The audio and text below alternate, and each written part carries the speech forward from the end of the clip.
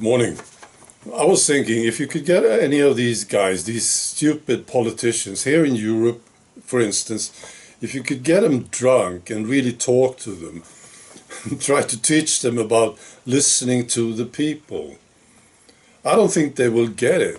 You see, this is so hard for them, isn't it? No, they have been indoctrinated, of course. I just listen to the WHO, the United Nations, the EU. I just do what they say, and my career will be fantastic, right?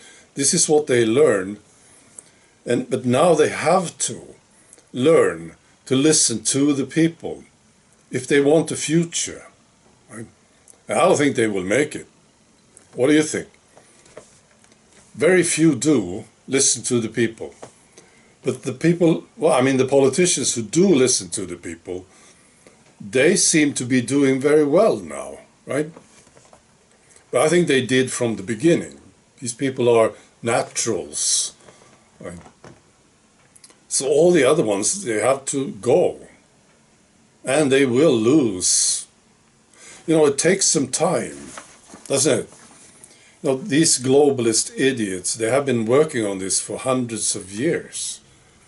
And this uprising that we see now is not organized, right? It's just big.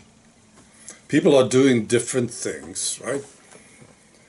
And it's just great. So it takes time. Now, lots of people talk about COVID, right? Push this thing. We need justice for what they did, right? And this is, I think, the most important thing, because that was the crime of the century. That was the worst thing, what they did with COVID, right? But then you have others talking, about the Ukraine thing and the climate, you see, the climate hoax. So it's just a big, big movement of people. People are waking up. And it takes time. And some politicians, they understand what's happening. And the other ones have to go. I think we're doing great, by the way. Considering that they have this big setup built. The globalist assholes. So I think we're doing fantastic. Look how desperate they seem to be now. I saw what's going on in Romania. There's a new guy now. See, the old one, Georgescu, he said, bye-bye. There's nothing more I can do. I'm out of here. The EU just stopped him from running. But now there's a new guy.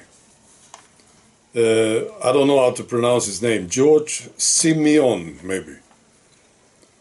And so he submitted his candidacy for this presidential election in May.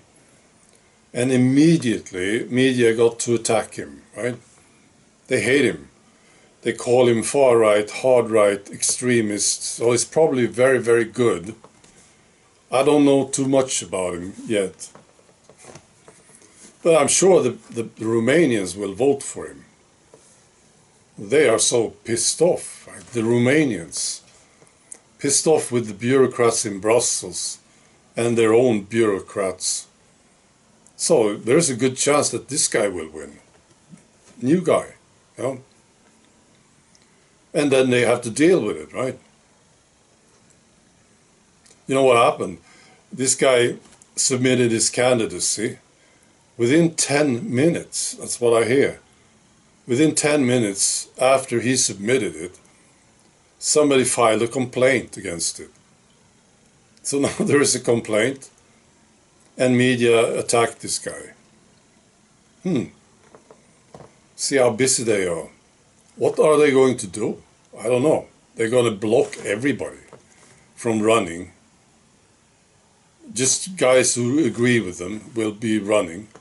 Is that what is it? Is that the plan? They seem very busy now, right? These globalist bureaucrat assholes. I also heard Mark Rutte, he's the head of NATO. Mark Rutte, this jerk from the Netherlands. He confirmed that NATO membership for Ukraine is off the table. all of a sudden, right, what changed? Well, we know what changed. So that's interesting. What I like about this thing going on with Ukraine and Russia now is that people get to hear the Russians. See, you can actually see him on media. Before there was nothing, right? And now you get to hear Putin and these officials. I was listening to Putin, and he confirmed that he was talking to Trump, and that Trump wants him to spare the lives of these soldiers, Ukrainian soldiers. So the Russian army trapped lots of soldiers in the region of Kursk, right? And Trump wants Putin to save them. And Putin said, yeah, I can do this. No, they just need to surrender, right? It's great, isn't it? Now there's a contact, you see. People are talking to each other. It's fantastic. So I enjoy this very much. Another thing that I heard was that Russia believes that the UK is the number one enemy, the UK. How do you feel about this? Well, they say the UK, they pushed this war like nobody else. Terrible people there in the UK. Oh. I know people have been talking about this.